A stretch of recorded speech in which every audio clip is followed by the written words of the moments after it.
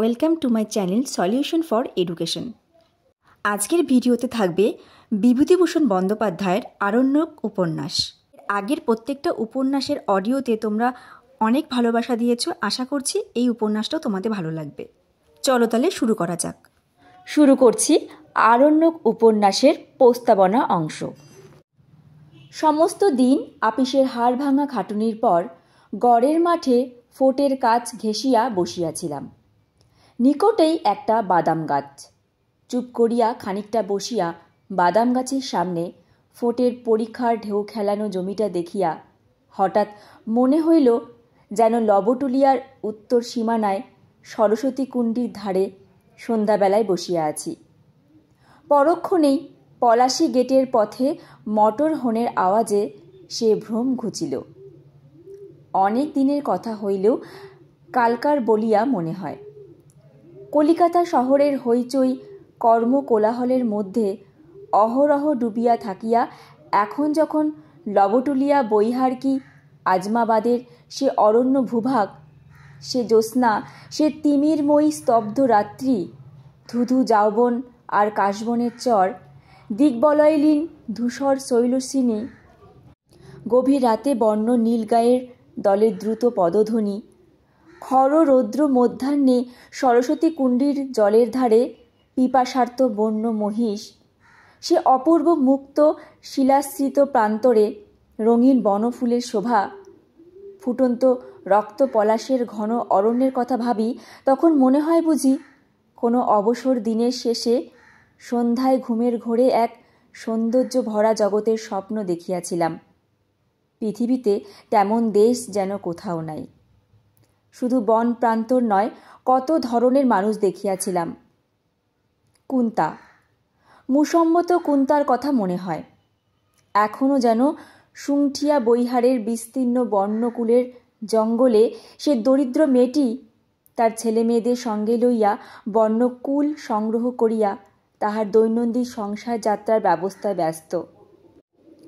নয়তো জ্যোৎস্না ভরা গভীর শীতের রাত্রে সে আমার পাতের ভাত লইবার আশায় আজমাবাদ কাছারির প্রাঙ্গণের এক কোণে ইদারাটার কাছে দাঁড়াইয়া আছে। মনে হয় ধাতুরিয়ার কথা, নটুয়া বালক ধাতুরিয়া।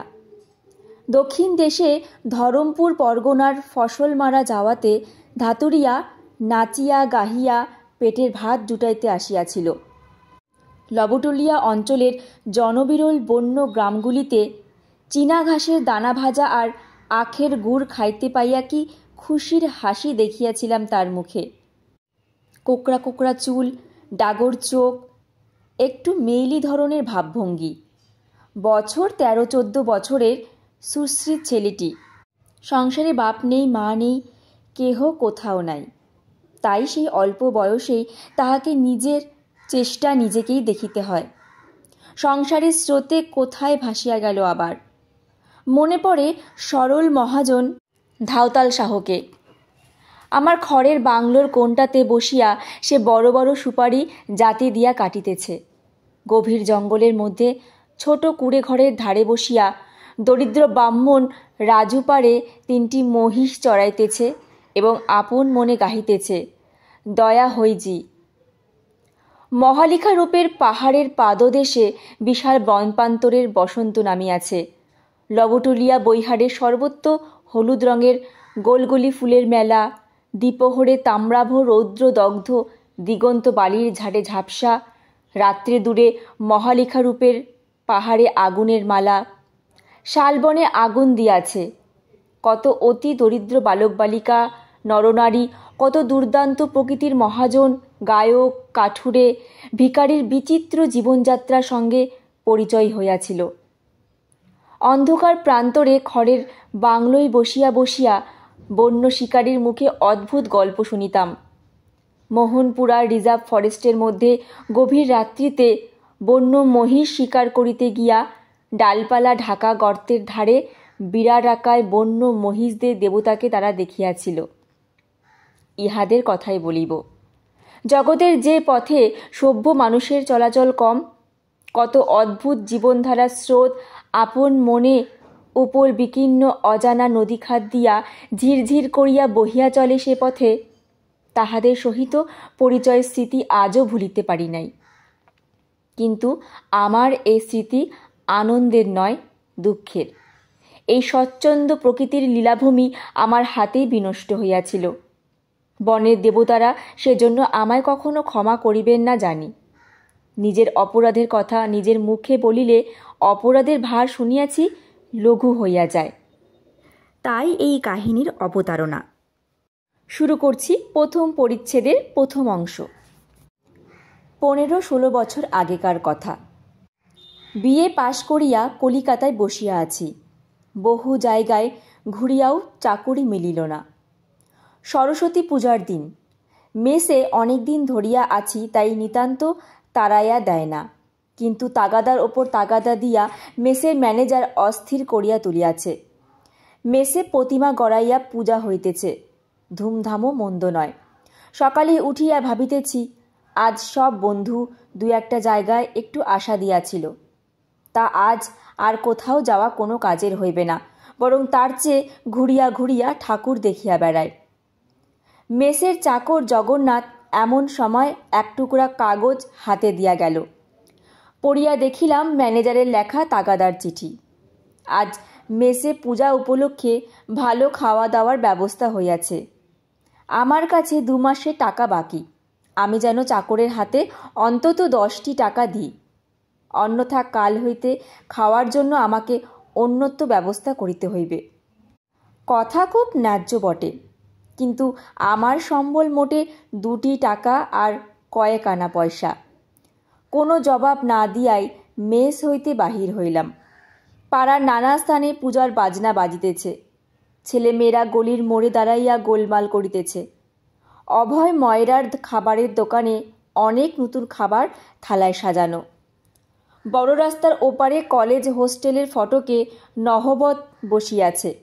বাজার হইতে দলে দলে লোক ফুলের মালা ও পূজার উপকরণ কিনিয়া ফিরিতেছে। ভাবিলাম কোথায় যাওয়া যায়। আজ 1 বছরের ওপর হইল জোড়াসাঁকো স্কুলের চাকুরি ছাড়িয়া দিয়া বসিয়া আছি।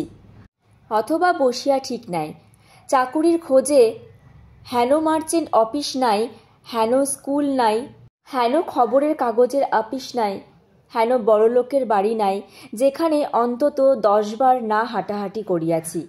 কিন্তু সকলেরই এক কথা, চাকুরি খালি নাই। হঠাৎ পথে সতীশের সঙ্গে দেখা। সতীশের সঙ্গে হিন্দু হোস্টেলে একসঙ্গে থাকিতাম। বর্তমানে সে আলিপুরের উকিল। বিশেষ কিছু হয় বলিয়া মনে হয় না। বালিগঞ্জের ওদিকে কোথায় একটা টিউশনি আছে, সেটাই সংসার সমুদ্রে বর্তমানে তাহার পক্ষে ভেলার কাজ করিতেছে। আমার ভেলা তো দূরের কথা, একখানা মাস্তুল ভাঙা কাঠও নাই। যতদূর হাবুডুবু খাইবার তাহা খাইতেছি। সতীশকে দেখিয়া সে কথা আপাতত ভুলিয়া গেলাম তাহার আর একটা কারণ। সতীশ বলিল, এই যে কোথায় চলেছ সত্যচরণ? চলো হিন্দু হোস্টেলে ঠাকুর দেখে আসি, আমাদের পুরনো জায়গাটা। আর ওবেলা বড় জলসা হবে, এসো। ওয়ার্ড 6-এর সেই অবিনাশকে মনে আছে? সেই যে ময়মনসিংহের কোন জমিদারের ছেলে, সে যে আজকাল বড় গায়ক, সে গান গাইবে। আমায় আবার একখানা কার্ড দিয়েছে। তাদের এস্টেটে 2-1 কাজকর্ম মাঝে মাঝে করি কি না, এসো, তোমায় দেখলে সে খুশি হবে। কলেজে পড়িবার সময় আজ 5-6 বছর আগে আমোদ পাইলে আর কিছু চাহিতাম না। এখনও সে মনের ভাব কাটে নাই দেখিলাম। হিন্দু হোস্টেলে ঠাকুর দেখিতে গিয়া সেখানে মধ্যাহ্ন ভোজনের নিমন্ত্রণ পাইলাম। কারণ আমাদের দেশের অনেক পরিচিত ছেলে এখানে থাকে, তাহারা কিছুতেই আসিতে দিতে চাহিল না। বলিলাম, বিকেলে জলসা হবে, তা এখন কি, মেস থেকে খেয়ে আসবো এখন। তাহারা সে কথায় কর্ণপাত করিল না। কর্ণপাত করিলে আমাকে সরস্বতী পূজার দিনটা উপবাসে কাটাইতে হইত। ম্যানেজারের অমন কড়া চিঠির পরে আমি গিয়া মেসের লুচি পায়েসের ভোজ খাইতে পারিতাম না, যখন 1 টাকাও দিই নাই। এ বেশ হইল। পেট ভরিয়া নিমন্ত্রণ খাইয়া বৈকালে জলসার আসরে গিয়া বসিলাম। আবার 3 বছর পূর্বের ছাত্র জীবনের উল্লাস ফিরিয়া আসিল। কে মনে রাখে যে চাকুরি পাইলাম কি না পাইলাম?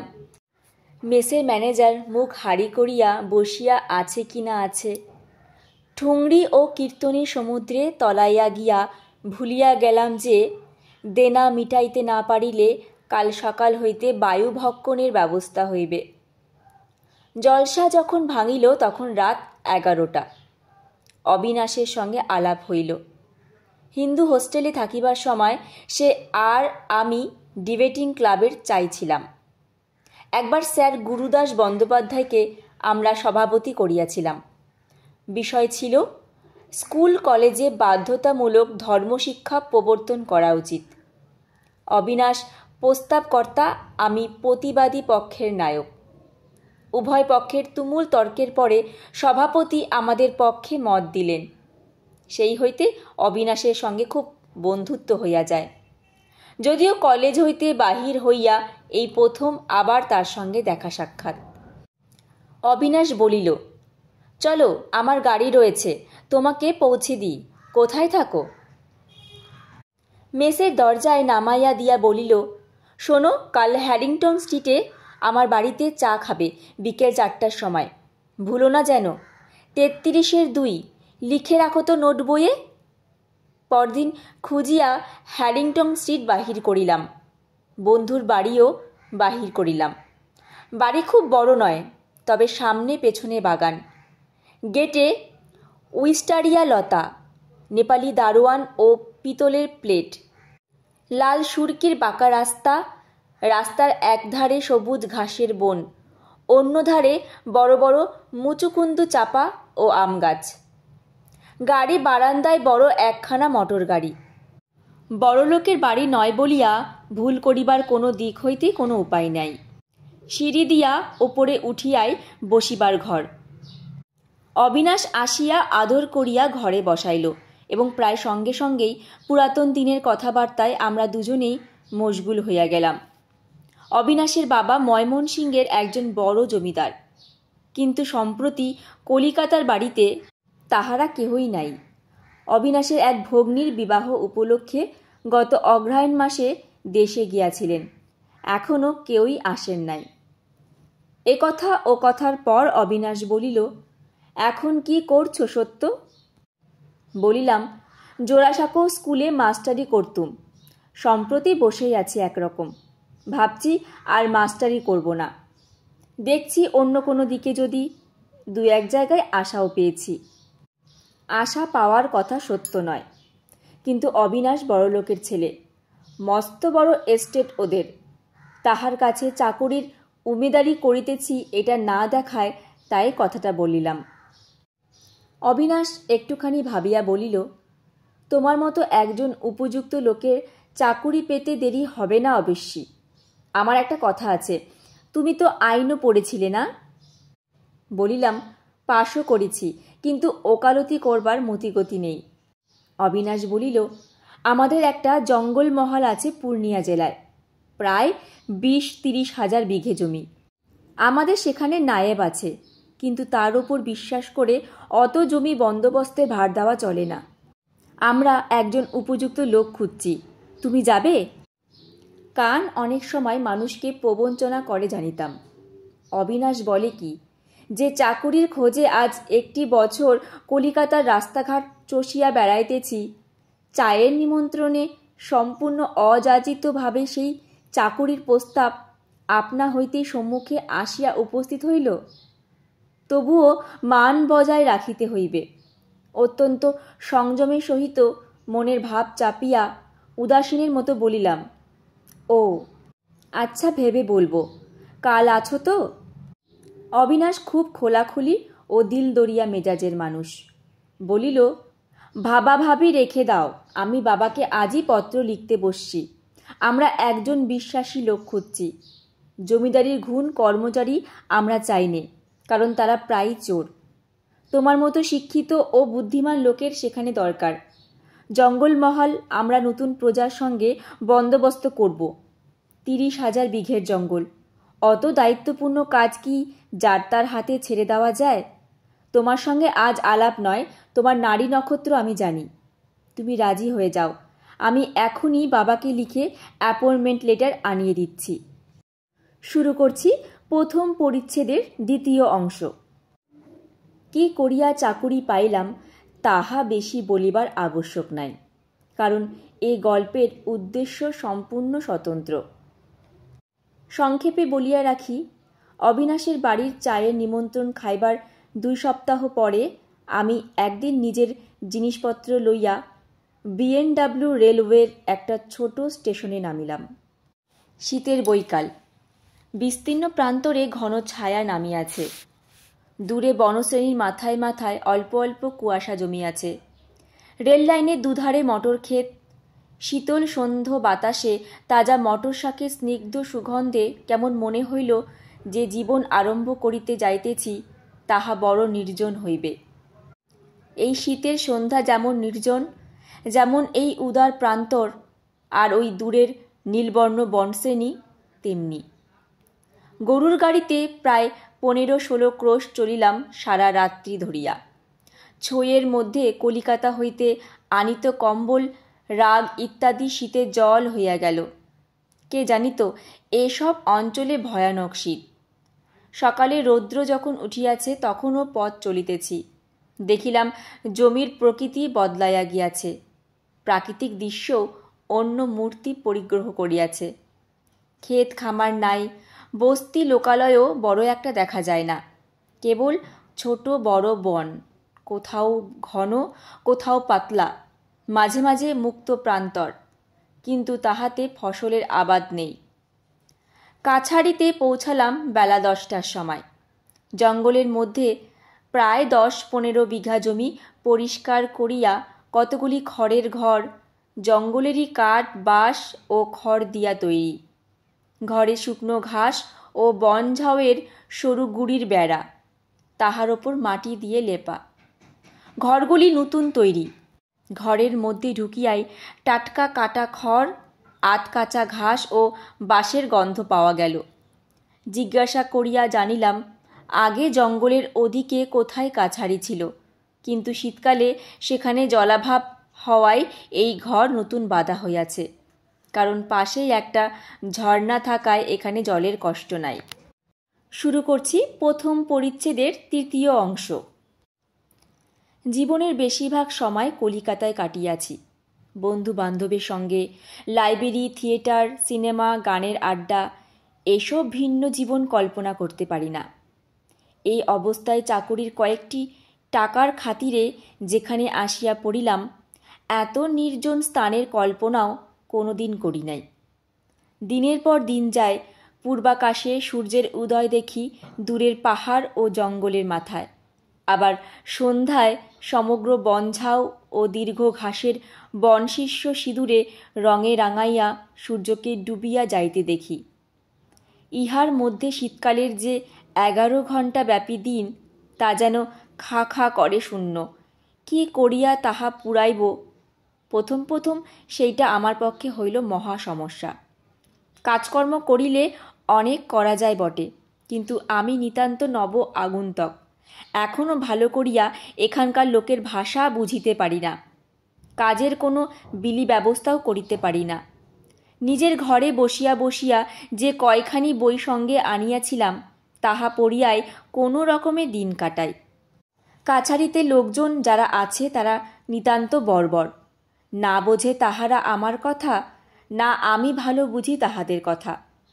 প্রথম দিন 10 কি কষ্টে যে কাটিল, কতবার মনে হইল চাকুরিতে দরকার নেই, এখানে হাঁপাইয়া মরার চেয়ে আধপেটা খাইয়া কলিকাতায় থাকা ভালো।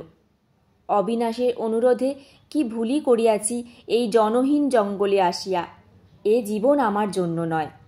রাত্রিতে নিজের ঘরে বসিয়া এ সবই ভাবিতেছি, এমন সময় ঘরের দরজা ঠেলিয়া কাছারির বৃদ্ধ মহুরী গোষ্ঠ চক্রবর্তী প্রবেশ করিলেন। এই একমাত্র লোক যাহার সহিত বাংলা কথা বলিয়া হাঁপ ছাড়িয়া বাঁচি। গোষ্ঠবাবু এখানে আছেন অন্তত 17-18 বছর। বর্ধমান জেলায় বনপাশ স্টেশনের কাছে কোন গ্রামে বাড়ি। বলিলাম, বসুন গোষ্ঠবাবু। গোষ্ঠবাবু অন্য একখানা চেয়ারে বসিলেন। বলিলেন, আপনাকে একটা কথা বলতে এলাম নিরিবিলি। এখানকার কোনো মানুষকে বিশ্বাস করবেন না। এ বাংলাদেশ নয়। লোকজন সব বড় খারাপ। বাংলাদেশের মানুষও সবাই যে খুব ভালো এমন নয় গোষ্ঠবাবু। সে আর আমার জানতে বাকি নেই ম্যানেজারবাবু। সেই দুঃখে আর ম্যালেরিয়ার তাড়নায় প্রথমে এখানে আসি। প্রথম এসে বড় কষ্ট হতো। এ জঙ্গলে মন হাঁপিয়ে উঠত। আজকাল এমন হয়েছে, দেশ তো দূরের কথা, পূর্ণিয়া কি পাটনাতে কাজে গিয়ে 2 দিনের বেশি 3 দিন থাকতে পারিনে। গোষ্ঠবাবুর মুখের দিকে সকৌতুকে চাহিলাম। বলে কি? জিজ্ঞাসা করিলাম, থাকতে পারেন না কেন? জঙ্গলের জন্য মন হাঁপায় নাকি? গোষ্ঠবাবু আমার দিকে চাহিয়া একটু হাসিলেন। বলিলেন, ঠিক তাই ম্যানেজারবাবু, আপনিও বুঝবেন। নতুন এসেছেন কলকাতা থেকে, কলকাতার জন্যে মন উড়ু উড়ু করছে। বয়সও আপনার কম। কিছুদিন এখানে থাকুন, তারপর দেখবেন। কি দেখব? জঙ্গল আপনাকে পেয়ে বসবে। কোনো গোলমাল কি লোকের ভিড় ক্রমশ আর ভালো লাগবে না। আমার তাই হয়েছে মশাই। এই গত মাসে মুঙ্গের গিয়েছিলাম মোকদ্দমার কাজে। কেবল মনে হয় কবে এখান থেকে বেরুব। মনে মনে ভাবছিলাম, ভগবান সে দুরবস্থার হাত থেকে আমায় উদ্ধার করুন। তার আগে চাকুরিতে ইস্তফা দিয়া কোন কালে কলিকাতায় ফিরিয়া গিয়াছি। গোষ্ঠবাবু বলিলেন, বন্দুকটা রাত বেরাত শিওরে রেখে শোবেন, জায়গা ভালো নয়। এর আগে একবার কাছারিতে ডাকাতি হয়ে গিয়েছে। তবে আজকাল এখানে আর টাকা কড়ি থাকে না, এই যা কথা। কৌতূহলের সহিত বলিলাম, বলেন কি, কতকাল আগে ডাকাতি হয়েছিল? বেশি না, এই বছর 8-9 আগে। কিছুদিন থাকুন, তখন সব জানতে পারবেন। এই অঞ্চল বড় খারাপ। তাছাড়া এই ভয়ানক জঙ্গলে ডাকাতি করে মেরে নিলে দেখবে বা কে? গোষ্ঠবাবু চলিয়া গেলে একবার ঘরের জানলার কাছে আসিয়া দাঁড়াইলাম।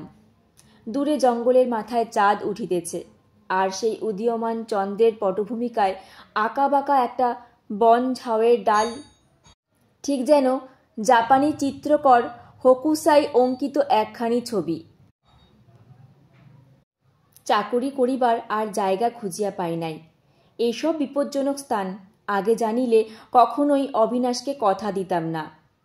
দুর্ভাবনা সত্ত্বেও উদীয়মান চন্দ্রের সৌন্দর্য আমাকে বড় মুগ্ধ করিল। শুরু করছি প্রথম পরিচ্ছেদের 4র্থ অংশ।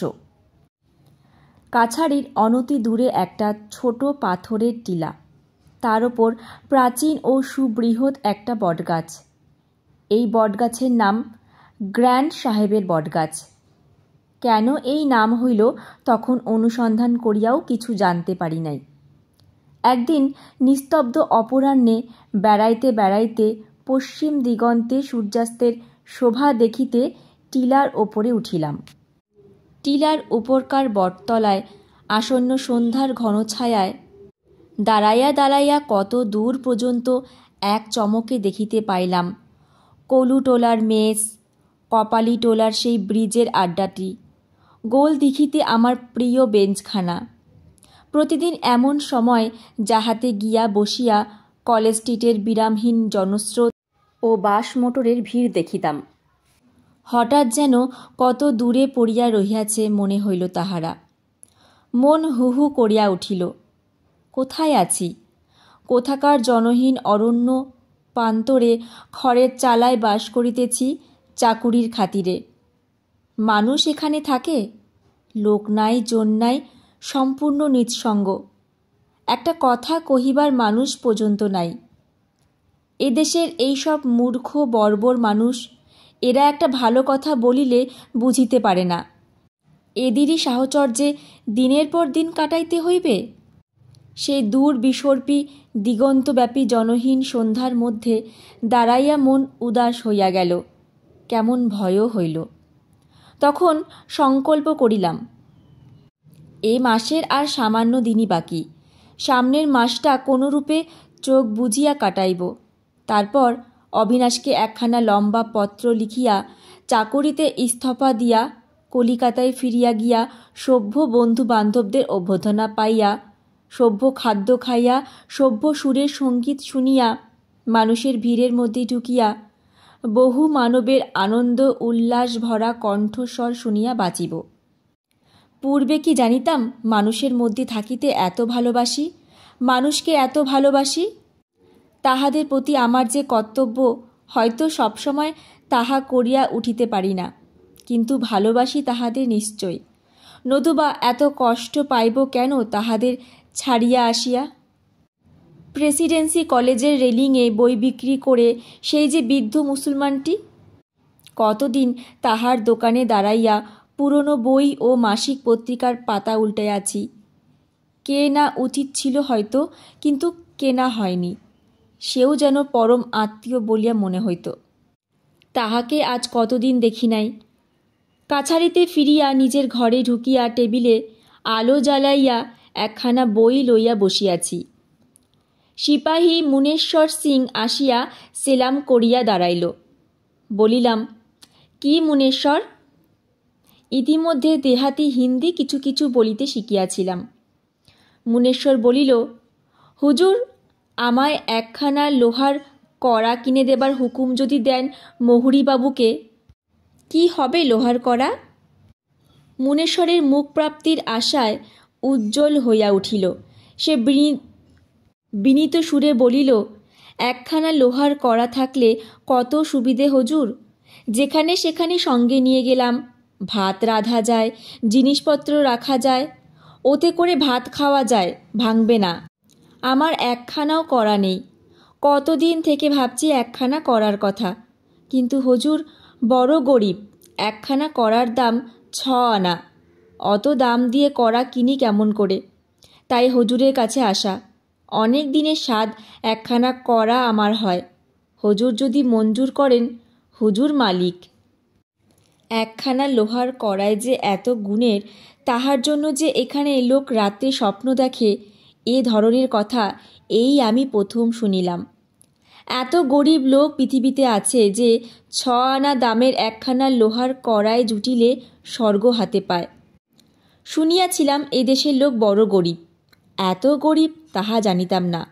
বড় মায়া হইল।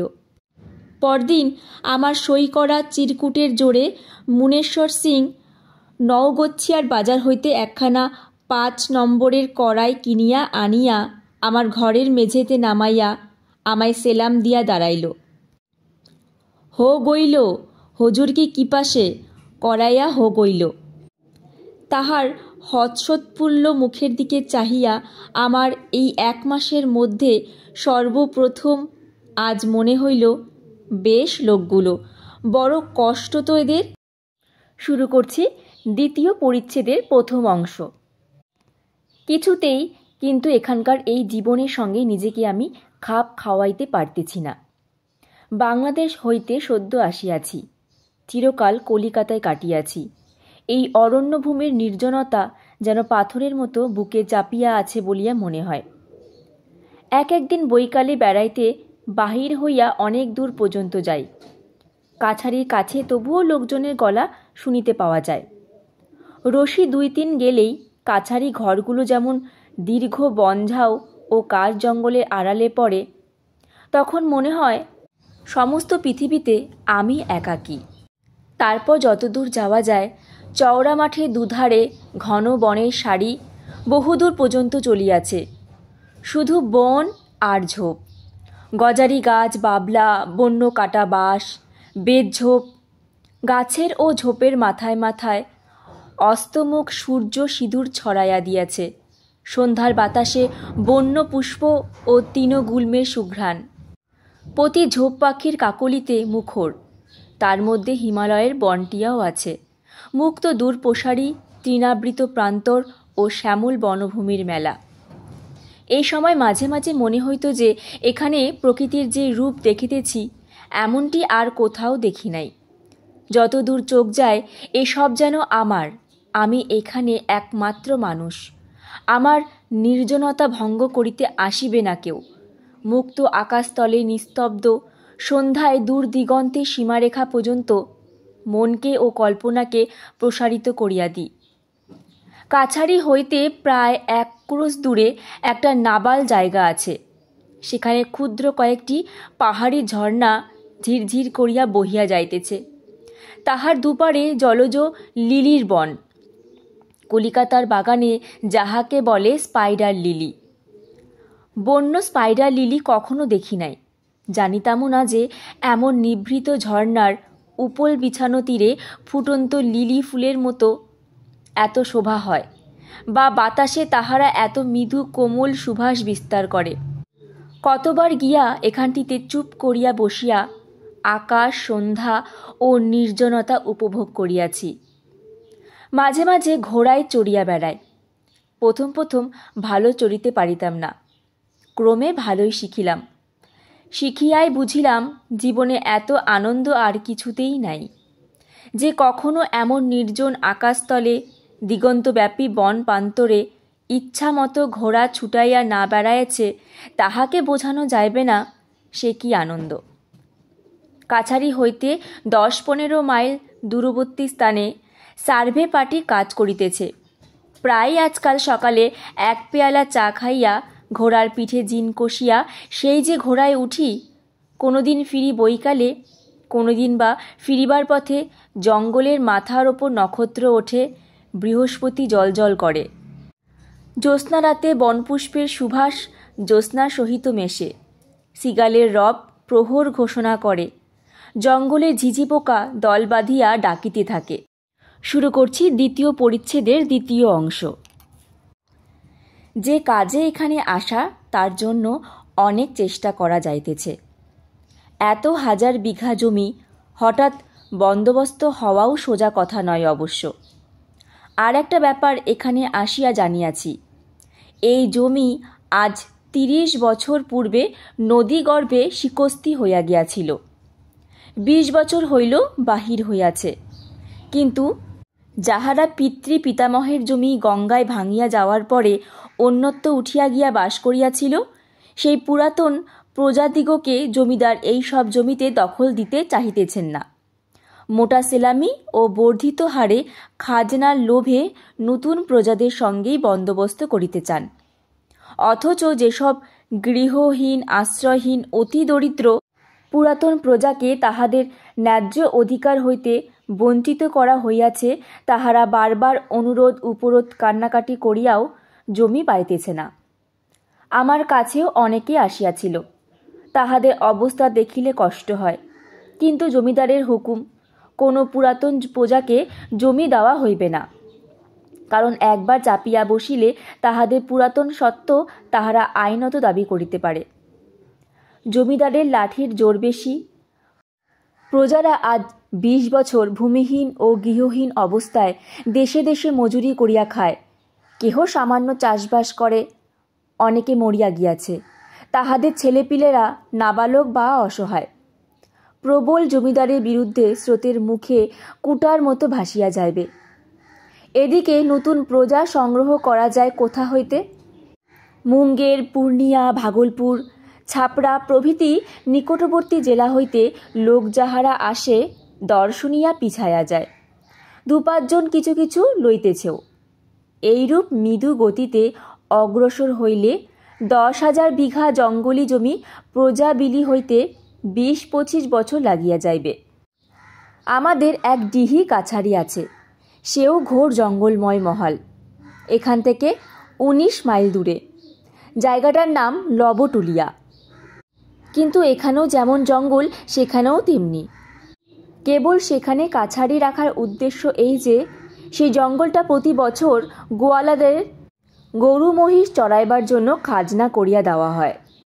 এ বাদে সেখানে প্রায় 200-300 বিঘা জমিতে বন্য কুলের জঙ্গল আছে। লাক্ষা কীট পুষিবার জন্য লোকে এই কুল বন জমা লইয়া থাকে। এই টাকাটা আদায় করিবার জন্য সেখানে 10 টাকা মাহিনার একজন পাটোয়ারি ও তাহার একটা ছোট কাছারি আছে। কুল বন ইজারা দিবার সময় আসিতেছে। একদিন ঘোড়া করিয়া লবটুলিয়াতে রওনা হইলাম। আমার কাছারি ও লবটুলিয়ার মাঝখানে একটু উঁচু রাঙামাটির ডাঙা প্রায় 7-8 মাইল লম্বা। এর নাম ফুলকিয়া বৈহার। কত ধরনের গাছপালা ও ঝোপ জঙ্গলে পরিপূর্ণ। জায়গায় জায়গায় বন এত ঘন যে ঘোড়ার গায়ে ডালপালা ঠেকে।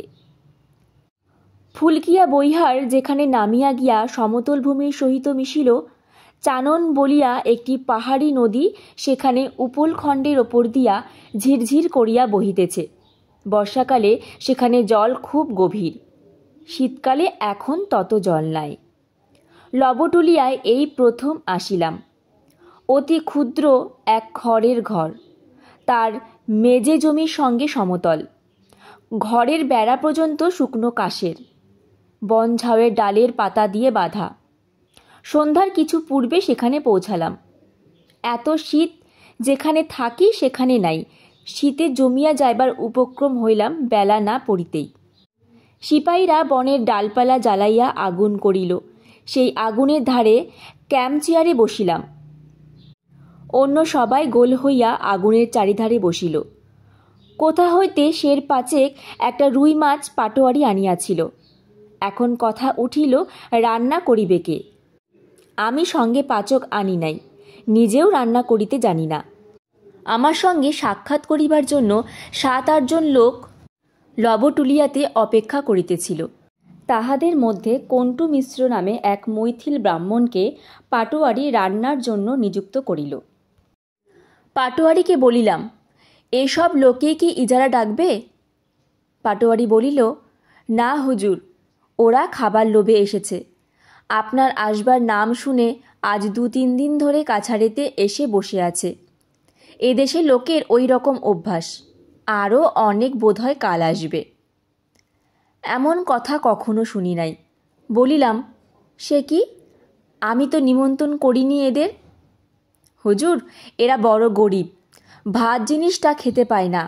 কলাইয়ের ছাতু, মকাইয়ের ছাতু এই এরা 12 মাস খায়। ভাত খেতে পাওয়াটা এরা ভোজের সমান বিবেচনা করে। আপনি আসছেন, ভাত খেতে পাবে এখানে, সেই লোভে সব এসেছে। দেখুন না আরও কত আসে। বাংলাদেশের লোকে বড় বেশি সভ্য হইয়া গিয়াছে ইহাদের তুলনায় মনে হইল। কেন জানি না এই অন্নভোজন লোলুপ সরল ব্যক্তিগুলোকে আমার সে রাত্রে এত ভালো লাগিল। আগুনের চারিধারে বসিয়া তাহারা নিজেদের মধ্যে গল্প করিতেছিল, আমি শুনিতেছিলাম। প্রথমে তাহারা আমার আগুনে বসিতে চাহে নাই, আমার প্রতি সম্মানসূচক দূরত্ব বজায় রাখিবার জন্য। আমি তাহাদের ডাকিয়া আনিলাম। কন্টু মিশ্র কাছে বসিয়াই আসান কাঠে ডালপালা জ্বালাইয়া মাছ রাঁধিতেছে। ধুনা পুড়াইবার মতো সুগন্ধ বাহির হইতেছে দোহা হইতে। আগুনের কুণ্ডের বাহিরে গেলে মনে হয় যেন আকাশ হইতে বরফ পড়িতেছে, এত শীত। খাওয়া দাওয়া হইতে রাত হইয়া গেল অনেক। কাছারিতে যত লোক ছিল সকলেই খাইল। তারপর আবার আগুনের ধারে গোল হইয়া বসা গেল। শীতে মনে হইতেছে শরীরের রক্ত পর্যন্ত জমিয়া যাইবে। ফাঁকা বলিয়াই শীত বোধহয় এত বেশি, কিংবা বোধহয় হিমালয় বেশি দূর নয় বলিয়া। আগুনের ধারে আমরা 7-8 জন লোক, সামনে ছোট ছোট 2খানি খড়ের ঘর। একখানিতে থাকিব আমি, আর একখানিতে বাকি এতগুলি লোক। আমাদের চারিদিকে ঘিরিয়া অন্ধকার বন ও প্রান্তর, মাথার ওপরে নক্ষত্র ছড়ানো দূরপ্রসারী অন্ধকার আকাশ। আমার বড় অদ্ভুত লাগিল, যেন চিরপরিচিত পৃথিবী হইতে নির্বাসিত হইয়া মহাশূন্যে এক গ্রহে অন্য এক অজ্ঞাত রহস্যময় জীবনধারার সহিত জড়িত হইয়া পড়িয়াছি। একজন 30-32 বছরের লোক এ দলের মধ্যে আমার মনোযোগকে বিশেষভাবে আকৃষ্ট করিয়াছিল। লোকটির নাম গণরী তেওয়ারি।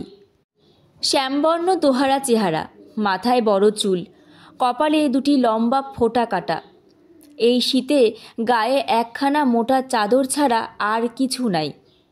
এদেশের রীতি অনুযায়ী গায়ে একটা মেরজাই থাকা উচিত ছিল, তা পর্যন্ত নাই। অনেকক্ষণ হইতে আমি লক্ষ্য করিতেছিলাম সে সকলের দিকে কেমন কুণ্ঠিতভাবে চাহিতেছিল। কারো কথায় কোনো প্রতিবাদ করিতেছিল না, অথচ কথা যে সে কম বলিতেছিল তা নয়। আমার প্রতি কথার উত্তরে কেবল সে বলে হুজুর। এদেশের লোকে যখন কোনো মান্য ও উচ্চপদস্থ ব্যক্তির কথা মানিয়া লয়, তখন কেবল মাথা সামনের দিকে অল্প ঝাঁকাইয়া সসম্ভবে বলে, হুজুর। গণরীকে বলিলাম, তুমি থাকো কোথায় তেওয়ারজি? আমি যে তাহাকে সরাসরি প্রশ্ন করিব একটা সম্মান যেন তাহার পক্ষে সম্পূর্ণ অপ্রত্যাশিত। এভাবে সে আমার দিকে চাহিল, বলিল, ভীমদাসটোলা হুজুর। তারপর সে তাহার জীবনের ইতিহাস বর্ণনা করিয়া গেল, একটানা নয়, আমার প্রশ্নের উত্তরে টুকরো টুকরো ভাবে। গণরী তেওয়ারির বয়স যখন 12 বছর তখন তার বাপ মারা যায়। এক বৃদ্ধা পিসিমা তাহাকে মানুষ করে। সে পিসিমাও বাপের মৃত্যুর বছর 5 পরে যখন মারা গেলেন, গণরী তখন জগতে ভাগ্য অন্বেষণে বাহির হইল। কিন্তু তাহার জগৎ পূর্বে পূর্ণিয়া শহর, পশ্চিমে ভাগলপুর জেলার সীমানা, দক্ষিণে এই নির্জন অরণ্যময় ফুলকিয়া বৈহার, উত্তরে কুশি নদী, ইহারই মধ্যে সীমাবদ্ধ। ইহারই মধ্যে গ্রামে গ্রামে গৃহস্থের দুয়ারে ফিরিয়া কখনো ঠাকুর পূজা করিয়া, কখনো গ্রাম্য পাঠশালায় পণ্ডিতি করিয়া, ক্লায় ক্লেশে নিজের আহারের জন্য কলাইয়ের ছাতু ও চীনা ঘাসের দানার রুটির সংস্থান করিয়া আসিয়াছে। সম্প্রতি মাস 2 চাকুরি নাই। পর্বতা গ্রামের পাঠশালা উঠিয়া গিয়াছে। ফুলকিয়া বৈহারের 10,000 বিঘা অরণ্যময় অঞ্চলে লোকের বসতি নাই। এখানে যে মহিষ পালকের দল মহিষ চড়াইতে আনে জঙ্গলে, তাহাদের বাথানে বাথানে ঘুরিয়া খাদ্য ভিক্ষা করিয়া বেড়াইতেছিল। আজ আমার আসিবার খবর পাইয়া অনেকের সঙ্গে এখানে আসিয়াছে। আসিয়াছে কেন সে কথা আরও চমৎকার। এখানে এত লোক এসেছে কেন তেওয়ারিজি? হুজুর, সবাই বললে ফুলকিয়ার কাছারিতে ম্যানেজার এসেছেন, সেখানে গেলে ভাত খেতে পাওয়া যাবে। তাই ওরা এলো, ওদের সঙ্গে আমিও এলাম। ভাত এখানকার লোকে কি খেতে পায় না? কোথায় পাবে হুজুর? নাওগছিয়ার মারোয়ারিরা রোজ ভাত খায়। আমি নিজে আজ ভাত খেলাম বোধহয় 3 মাস পরে। গত ভাদ্র মাসের সংক্রান্তিতে রাসবিহারী সিং রাজপুতের বাড়ি নিমন্ত্রণ ছিল। সে বড়লোক, ভাত খাইয়েছিল, তারপর আর খাইনি। যতগুলি লোক আসিয়াছিল, এই ভয়ানক শীতে কাহারও গাত্র বস্ত্র নাই। রাত্রে আগুন পোহাইয়া রাত কাটায়। শেষ রাত্রে শীত যখন বেশি পড়ে আর ঘুম হয় না। শীতের চোটে আগুনের খুব কাছে ঘেঁষিয়া বসিয়া থাকে ভোর পর্যন্ত। কেন জানি না ইহাদের হঠাৎ এত ভালো লাগিল। ইহাদের দারিদ্র, ইহাদের সারল্য, কঠোর জীবন সংগ্রামে ইহাদের যুজিবার ক্ষমতা, এই অন্ধকার আরণ্যভূমি এবং হিমবর্ষী মুক্ত আকাশ, বিলাসিতার কোমল পুষ্পস্থিত পথে ইহাদের যাইতে দেয় নাই। কিন্তু ইহাদিগকে সত্যকার পুরুষ মানুষ করিয়া গড়িয়াছে। 2টি ভাত খাইতে পাওয়ার আনন্দে যারা ভীমদাসটোলা ও পর্বত হইতে 9 মাইল পথ হাঁটিয়া আসিয়াছে বিনা নিমন্ত্রণে, তাহাদের মনের আনন্দ গ্রহণ করিবার শক্তি কত সতেজ ভাবিয়া বিস্মিত হইলাম। অনেক রাত্রে কিসের শব্দে ঘুম ভাঙিয়া গেল। শীতে মুখ বাহির করাও যেন কষ্টকর। এমন যে শীত এখানে তা না জানার দরুন উপযুক্ত গরম কাপড় ও লেপ তোষক আনি নাই। কলিকাতায় যে কম্বল গায়ে দিতাম সেইখানাই আনিয়াছিলাম। শেষ রাতের শীতে সে যেন ঠান্ডা জল হইয়া যায় প্রতিদিন। যে পাশে শুইয়া থাকি শরীরের গরমে সেদিকটা তবুও থাকে একরকম। অন্য কাতে পাশ ফিরিতে গিয়া দেখি বিছানা কনকন করিতেছে সে পাশে। মনে হয় যেন ঠান্ডা পুকুরের জলে পৌষ মাসের রাতে ডুব দিলাম। পাশেই জঙ্গলের মধ্যে কিসের যেন সম্মিলিত পদশব্দ, কাহারা যেন দৌড়িতেছে। গাছপালা, শুকনো বনঝাউয়ের গাছ মটমট শব্দে ভাঙিয়া ঊর্ধ্বশ্বাসে দৌড়িতেছে। কি ব্যাপারখানা কিছু বুঝিতে না পারিয়া সিপাহী বিষ্ণুরাম পাড়ে ও স্কুল মাস্টার গণরী তেওয়ারিকে ডাক দিলাম। তাহারা নিদ্রাজড়িত চোখে উঠিয়া বসিল। কাছারির মেঝেতে যে আগুন জ্বালা হইয়াছিল, তাহারাই শেষ দীপ্তিটুকুতে ওদের মুখে আলস্য, সম্ভ্রম ও নিদ্রালুতার ভাব ফুটিয়া উঠিল। গণরী তেওয়ারি কান পাতিয়া একটু শুনিয়াই বলিল, কিছু না হুজুর, নীলগাইয়ের জেরা দৌড়াচ্ছে জঙ্গলে। কথা শেষ করিয়াই সে নিশ্চিন্ত মনে পাশ ফিরিয়া শুইতে যাইতেছিল। জিজ্ঞাসা করিলাম, নীলগাইয়ের দলের হঠাৎ এত রাত্রে অমন দৌড়বার কারণ কি? বিষ্ণুরাম পাড়ে আশ্বাস দিবার সুরে বলিল, হয়তো কোনো জানোয়ারে তাড়া করে থাকবে হুজুর, এছাড়া আর কি। কি জানোয়ার? কি আর জানোয়ার হুজুর, জঙ্গলে জানোয়ার। শের হতে পারে, নয়তো ভাল্লুক। যে ঘরে শুইয়া আছি নিজের অজ্ঞাত সারে তাহার কাশ ডাটায় বাঁধা আগরের দিকে নজর পড়িল। সে আগরও এত হালকা যে বাহির হইতে একটি কুকুরে ঠেলা মারিলেও তাহা ঘরের মধ্যে উল্টাইয়া পড়ে। এমন অবস্থায় ঘরের সামনেই জঙ্গলে নিস্তব্ধ নিশীত রাত্রে বাঘ বা ভাল্লুকে বন্য নীলগাইয়ের দল তাড়া করিয়া লইয়া চলিয়াছে, এ সংবাদটিতে যে বিশেষ আশ্বস্ত হইলাম না তাহা বলাই বাহুল্য। একটু পরেই ভোর হইয়া গেল। শুরু করছি দ্বিতীয় পরিচ্ছেদের তৃতীয় অংশ। দিন যতই যাইতে লাগিল জঙ্গলের মোহ ততই আমাকে ক্রমে পাইয়া বসিল। এর নির্জনতা ও অপরাহ্নের সিঁদুর ছড়ানো বনঝাউয়ের জঙ্গলের কি আকর্ষণ আছে বলিতে পারি না।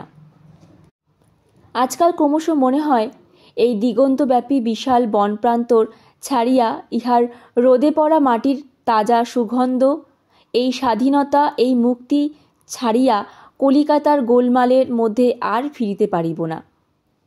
এই মনের ভাব একদিনে হয় নাই। কত রূপে কত সাজেই যে বন্য প্রকৃতি আমার মুগ্ধ অনভ্যস্ত দৃষ্টির সম্মুখে আসিয়া আমায় ভুলাইল।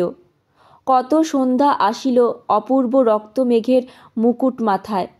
দুপুরের খরতর রৌদ্র আসিল উন্মাদিনী ভৈরবের বেশে।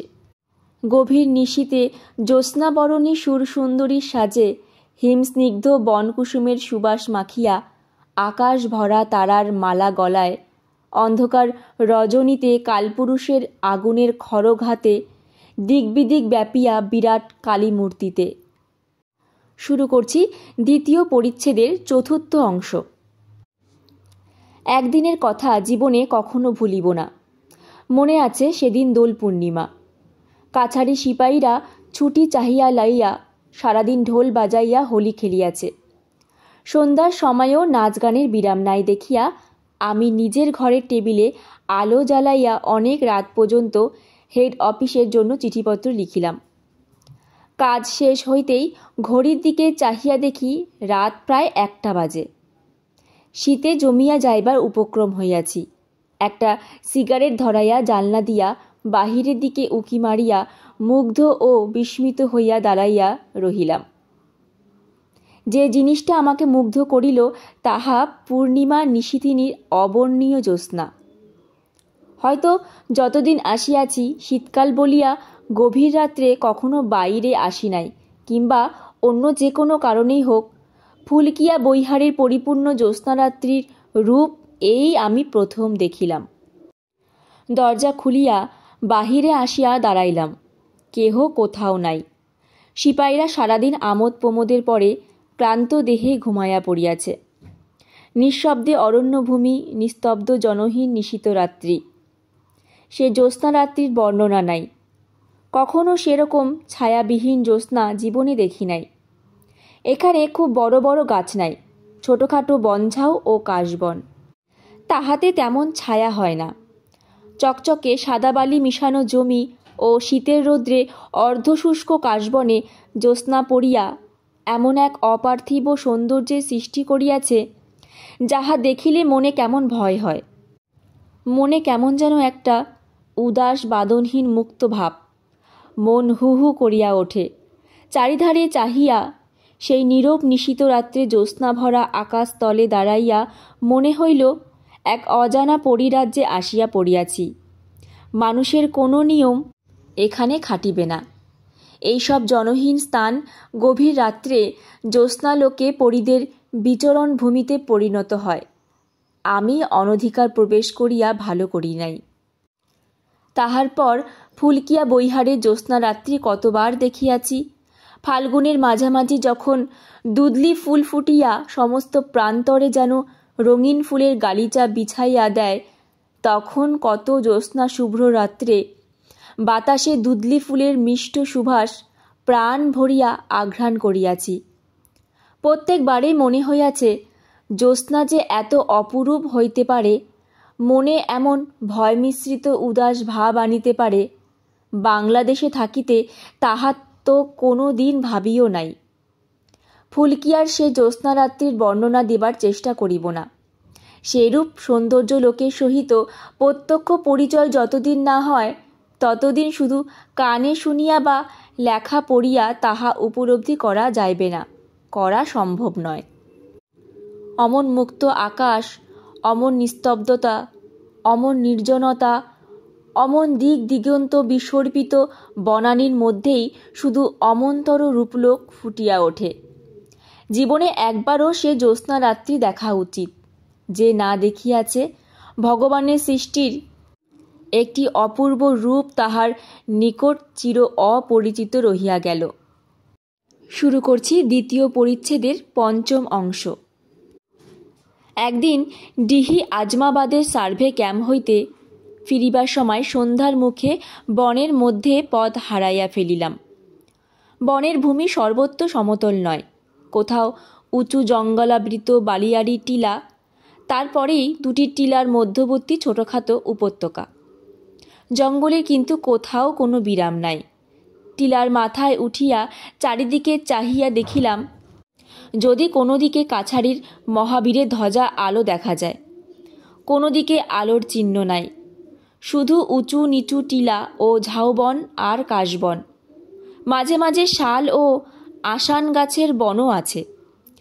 2 ঘণ্টা ঘুরিয়াও যখন জঙ্গলের কুল কিনারা পাইলাম না, তখন হঠাৎ মনে পড়িল নক্ষত্র দেখিয়া দিক ঠিক করি না কেন। গ্রীষ্মকাল, কালপুরুষ দেখি প্রায় মাথার ওপর রহিয়াছে।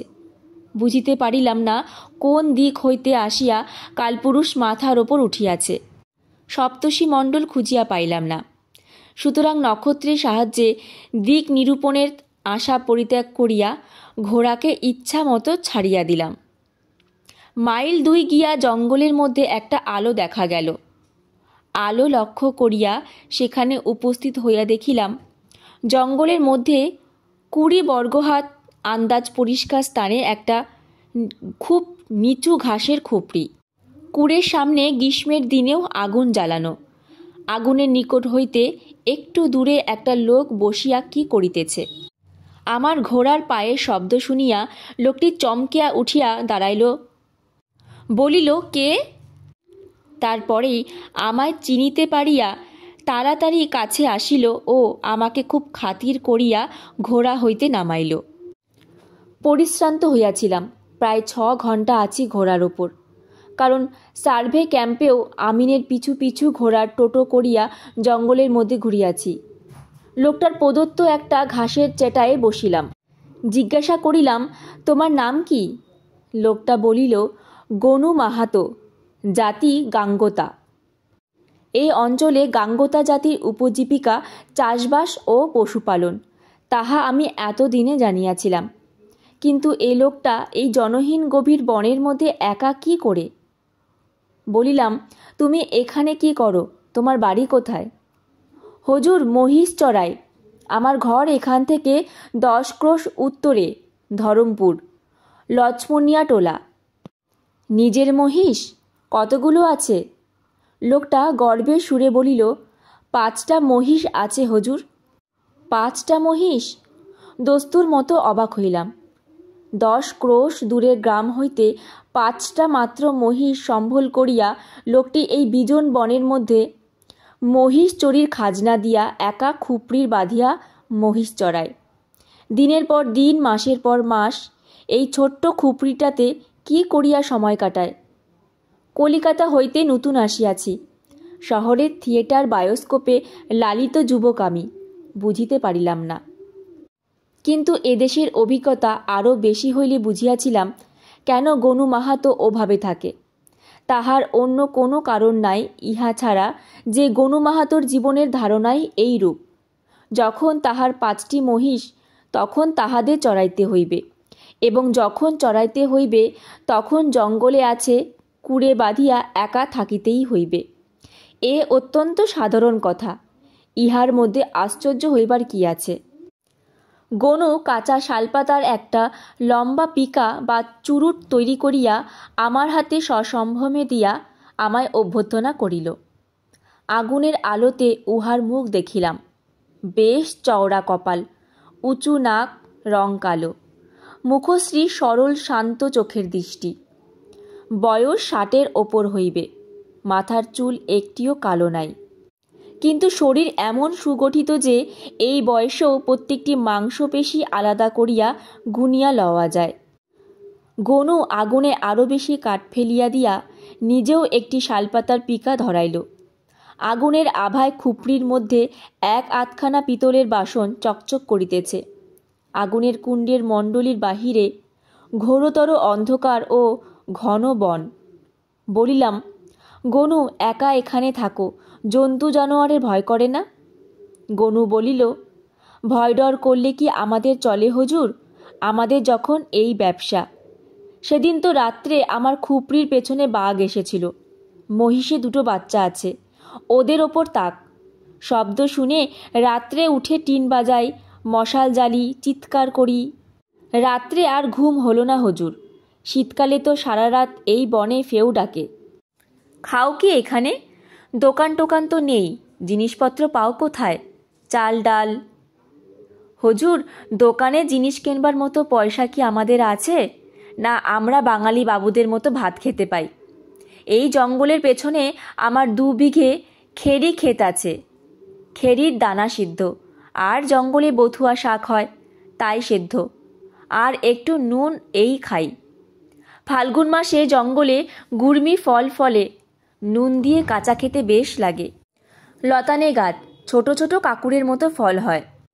সে সময় 1 মাস এই অঞ্চলের যত গরিব লোক গুড়মি ফল খেয়ে কাটিয়ে দেয়। দলে দলে ছেলেমেয়েরা আসবে জঙ্গলের গুড়মি তুলতে।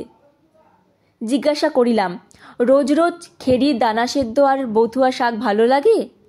কি করব হুজুর, আমরা গরিব লোক, বাঙালি বাবুদের মতো ভাত খেতে পাবো কোথায়?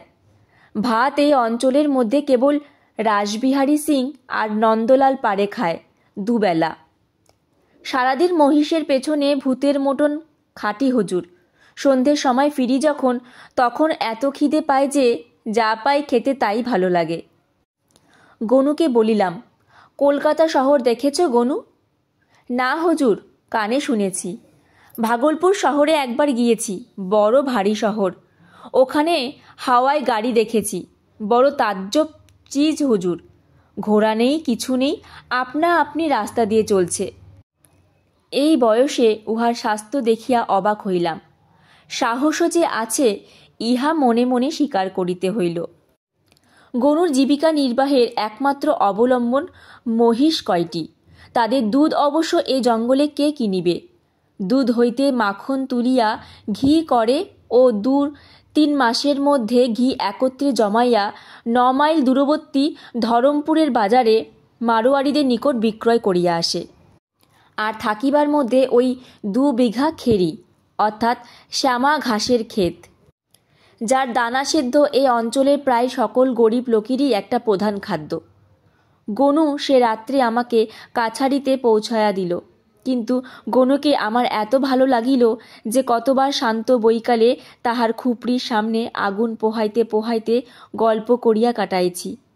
ও দেশের নানা রূপ তথ্য গনুর কাছে যেরূপ শুনিয়াছিলাম, অত কেউ দিতে পারে নাই। গনুর মুখে কত অদ্ভুত কথা শুনিতাম। উড়ুক্কু সাপের কথা, জীবন্ত পাথর ও আতুরে ছেলের হাঁটিয়া বেড়াইবার কথা ইত্যাদি। ওই নির্জন জঙ্গলের পারিপার্শ্বিক অবস্থার সঙ্গে গনুর সেসব গল্প অতি উপাদেয় ও অতি রহস্যময় লাগিত। আমি জানি, কলিকাতা শহরে বসিয়া সেসব গল্প শুনিলে তাহা আজগুবি ও মিথ্যা মনে হইতে বাধ্য। যেখানে সেখানে যে কোনো গল্প শোনা চলে না। গল্প শুনিবার পটভূমি ও পারিপার্শ্বিক অবস্থার ওপর উহার মাধুর্য যে কতখানি নির্ভর করে, তাহা গল্পপ্রিয় ব্যক্তি মাত্রেই জানেন। গনুর সকল অভিজ্ঞতার মধ্যে আমার আশ্চর্য বলিয়া মনে হইয়াছিল বন্য মহিষের দেবতা টারবারোর কথা। কিন্তু যেহেতু এই গল্পের একটি অদ্ভুত উপসংহার আছে, সেজন্য সে কথা এখন না বলিয়া যথাস্থানে বলিব। এখানে বলিয়া রাখি, গনু আমাকে যেসব গল্প বলিত তাহা রূপকথা নহে, তাহার ব্যক্তিগত অভিজ্ঞতার বিষয়। গনু জীবনকে দেখিয়াছে, তবে অন্যভাবে। অরণ্য প্রকৃতির ঘনিষ্ঠ সংস্পর্শে আজীবন কাটাইয়া সে অরণ্য প্রকৃতি সম্বন্ধে একজন রীতিমতো বিশেষজ্ঞ ব্যক্তি। তাহার কথা হঠাৎ উড়াইয়া দেওয়া চলে না। মিথ্যা বানাইয়া বলিবার মতো কল্পনা শক্তিও গনুর আছে বলিয়া আমার মনে হয় নাই। আজ এখানেই শেষ করছি। উপন্যাসের পরের পর্বগুলো শুনতে অবশ্যই আমার চ্যানেলটিকে সাবস্ক্রাইব করে পাশে থাকা বেল আইকনটি প্রেস করে দিও। তোমাদের মতামতও আমাকে কমেন্টে জানাতে ভুলো না। আজ এখানেই শেষ করছি। দেখা হচ্ছে পরের ভিডিওতে। ধন্যবাদ।